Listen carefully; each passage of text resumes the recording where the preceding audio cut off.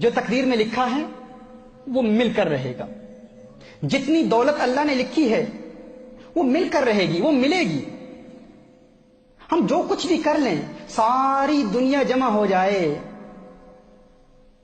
ہماری کل دولت سے وہ جو اللہ نے لکھی ہے اس میں سے ایک پینی, ایک پاؤنڈ, ایک یورو, ایک درہم, ایک دینار, ایک روپیہ بھی نہیں نکال سکتے. جو لکھا ہے مل کر رہے گا. اور اگر ساری دنیا ہماری ساتھی بن جائے, ہماری معاون بن جائے, سارے مالدار لوگ ہماری مدد کرنا شروع کر دیں, تو جو اللہ نے لکھا ہے اس میں ایک پینی کا اضافہ نہیں کر سکتے. یہ قانون ہے. اگر مسلمان ہیں تو اس پر ہمارا عقیدہ ہونا چاہیے کہ جو کچھ اللہ نے لکھا ہے وہ مل کر رہے گا. اگر آپ آج غریب ہیں تو مت سمجھیے کہ آپ اس لیے غریب ہیں کیونکہ آپ زندگی میں کوئی ایسا بڑا کام نہیں کر پائے, آپ نااہل تھے اس لیے غریب ہیں. نہ, آپ غریب ہیں کیونکہ جتنا آپ کے لیے اللہ نے لکھا ہے وہی ملنا تھا. اگر کوئی ملٹی ملینئر ہے اور سمجھتا ہے کہ میں اپنی فہم اور فراست, ادراک اور شعور اور اپنے مناسب فیصلوں کی بنیاد پر میں ملینئر بن چکا ہوں, نہ, تو ملینئر ہے. اگر تم مالدار ہے تو اس لیے نہیں ہے کیونکہ تم اپنی محنت کی وجہ سے مالدار بنا ہے. تم مالدار ہے تو اس لیے ہے کیونکہ جو کچھ اللہ نے لکھا ہے وہ تجھے ملنا تھا. یہ اسلام کا قانون ہے, یہ اسلام کا اصول ہے. اگر مسلمان ہے تو اس کو تسلیم کرنا ہوگا.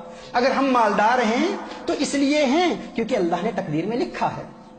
اب جو لکھا ہے وہ تو مل کر رہے گا نا, اس سے تو ہمیں کوئی محروم نہیں رکھ سکتا. تو پھر پریشانی کس چیز کی, پھر پریشان کیوں ہوتے ہیں؟ اب یہاں سوال پیدا ہوتا ہے, نیچرلی ایک سوال پیدا ہوتا ہے, ذہن میں ایک سوال آتا ہے کہ ٹھیک ہے اگر ایسی بات ہے تو پھر ہم کام کیوں کرتے ہیں, ہم محنت کیوں کرتے ہیں, گھر بیٹھے رہیں, کچھ نہ کریں تو پھر بھی مل جائے گا. تو آپ کو بتاؤں, یہی اسلام کا قانون ہے, یہی ضابطہ ہے. اگر آپ گھر میں بیٹھے رہیں, کچھ بھی نہ کریں, جو لکھا ہے وہ مل کر رہے گا.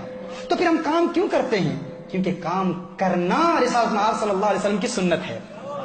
محنت کرنا, اور محنت کے ذریعے وہ جو اللہ نے لکھا ہے وہ تو ملے گا, لیکن محنت کے ذریعے اس کے حصول کے لیے حلال روزگار کمانے کے لیے کوشش کرنا, یہ کوشش میرے آقا کی سنت ہے, یہ عبادت ہے, اس پر ثواب ملتا ہے. ہم اس لیے کام نہیں کرتے کیونکہ جو اللہ نے لکھا ہے اس پر اضافہ ہوگا, نہ, یہ قانون نہیں ہے. ہم کام کیوں کرتے ہیں؟ کیونکہ کام کرنا سنت ہے, یہ عبادت ہے. حلال روزگار کی تلاش عبادت ہے.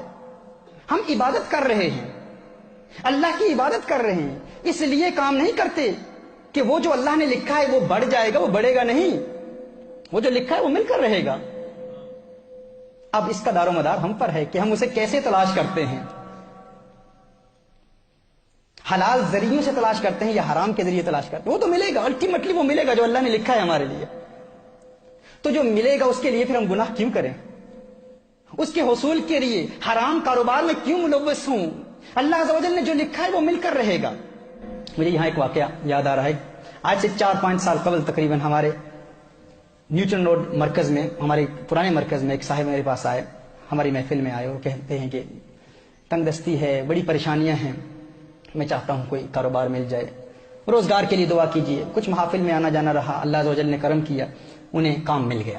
میں نے ان سے میں نے پوچھا, میں نے سوال کیا کہ کیسا ہے روزگار, کیسے چل رہا ہے؟ تو انہوں نے کہا اللہ کے کرم سے, الحمدللہ, محافل کی برکت سے کام مل گیا ہے اور اچھا کام چل رہا ہے, الحمدللہ, محفلوں میں آتا ہوں, اس کی برکت سے سب کچھ ہو رہا ہے. تو میں نے ان سے کہا کہ بتائیں تو عبادات کا سلسلہ کیسے ہے؟ کہا نہیں, ایک مسئلہ ہے, وہاں پر جو میرا امپلائر ہے وہ مجھے نماز نہیں پڑھنے دیتا, عبادت نہیں کرنے دیتا. میں نے کہا اچھا, عبادت نہیں کرنے دیتا, تو آپ کو تو کام چھوڑنا چاہیے. پھر انہوں نے کہا نہیں, ارے اتنی محفلوں میں آ کر, اتنی مدت کے بعد, اتنی کوشش کے بعد, اتنی جد و جہد کے بعد, اتنی دعاؤں کے بعد آج کام ملا ہے اور آپ کہتے ہیں کہ نماز کے لیے کام چھوڑ دوں. میں نے کہا آپ کام کیوں کرتے ہیں؟ کہتے ہیں اس لیے کرتا ہوں تاکہ روزگار ملے, تاکہ دولت ملے, تاکہ اپنے گھر کے اخراجات چلا سکوں, گھر چلا سکوں. میں نے کہا نہ, کام کرنے کا مقصد یہ نہیں ہے, وہ تو ملنا ہی ہے. ہم کام فقط اس لیے کرتے ہیں کیونکہ کام کرنا سنت ہے.